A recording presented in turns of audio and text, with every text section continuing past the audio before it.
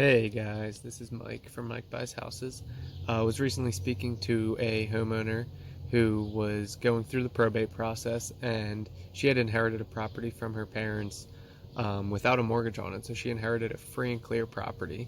So she reached out to me to kind of find out what option she had to sell her property. So we discussed what option she had when selling her property that she inherited without a mortgage, and what the best way to move forward would be for her, and what she could do best to maximize her profit as well as honor the memory of her loved ones.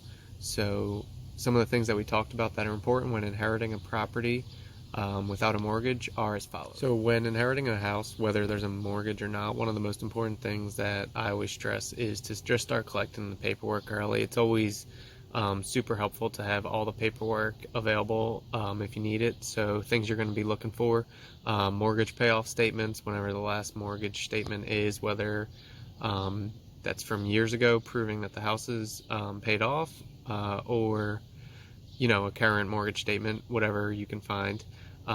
Any paperwork as far as the will goes, a death certificate, and after that, you're definitely going to want to reach out to a probate attorney in your area if that's the route you have to go. If you aren't sure if that's the route you have to go, feel free to reach out to me at 267-984-4765, or visit us at MikeBuysHousesPA.com and fill out the form there, and we'd be happy to give you a little advice. No obligation, no sales tactics, nothing like that. Just some honest advice on what would be the best way to move forward for you in your situation. So you'll usually want to go through the probate process to transfer title, if that's something that you're going to have to get done. Usually after someone passes away, the house is considered an asset of the estate, and the probate process is what allows you to take over that property. So then we talked about specifically, what about if you inherit a house without a mortgage? What do you have to do? Do you still have to go through that process? That kind of stuff. So that's what we talked about here. So when you are inheriting a house or an asset after the loss of a loved one, you're also going to inherit the debts and the bills that go along with those assets. Typically, an inherited house is going to go through the probate process along with the rest of the assets and the liabilities of someone's estate. And at the end of the process, it's basically going to be tallied up, calculated. You're going to calculate all the assets, all the liabilities, and make sure that all the debts are paid, basically. At that point, if the house needs to be sold to cover some debts, then that is something that could be explored in order to get that done, or you could cover those debts yourself if that's something that you would want to explore. But basically, once all the debts and the assets are calculated, the house is then able to pass on to the descendants, again assuming that there's no liabilities that need to be paid with that asset. And typically at this point is when the homeowners are going to have to determine what they're going to do with the newly inherited property, because like I said, that comes with the cash flow if it's an income producing property, but it also comes with the liabilities. So from that point on, all payments are going to then be passed on to the new homeowner. So if you're watching this video, most likely the property that you're inheriting doesn't have a mortgage.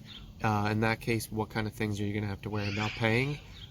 Taxes, utilities, trash, water, sewer, garbage.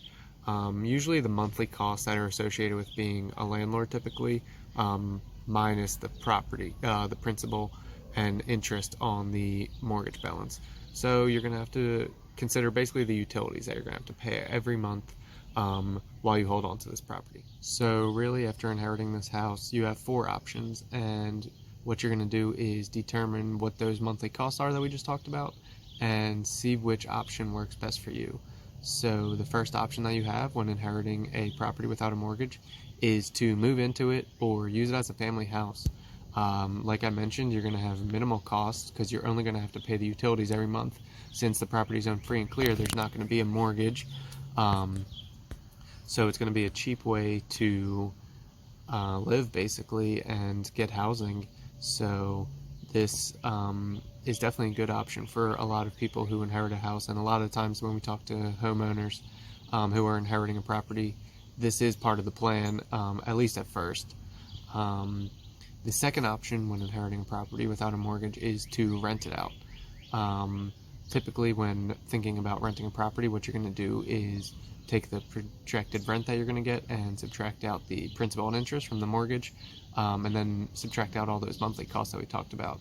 And principal and interest are some of the biggest payments that you're going to have every month. And in your case, there's not going to be those principal and interest. So you are able to rent the property out and potentially gain more cash flow. But you're going to get the headaches of being a landlord with that. This may make sense to you if you're local to the property and interested in getting started in real estate. And if that's something you're considering, then I would highly recommend talking to a property management firm near you. Just kind of get your feet wet with some information about what's going on in your market. But yeah, because you're not paying principal and interest, this is a really good option to rent your property out and garner that cash flow every month. But again, remember, you're going to have the monthly costs, and then when dealing with a rental, you're going to want to account for vacancies, which typically you want to account for 1 month a year just to be safe, and repairs and capital expenditures. So capital expenditures are going to be things like the roof, the water heater, the boiler, things that you know are eventually going to be worn out and need to be replaced, so you're going to want to account for those. The third option is to sell it on the market. So things to consider: what kind of condition is the property in? Does it need updating? When was the last time the kitchen was done?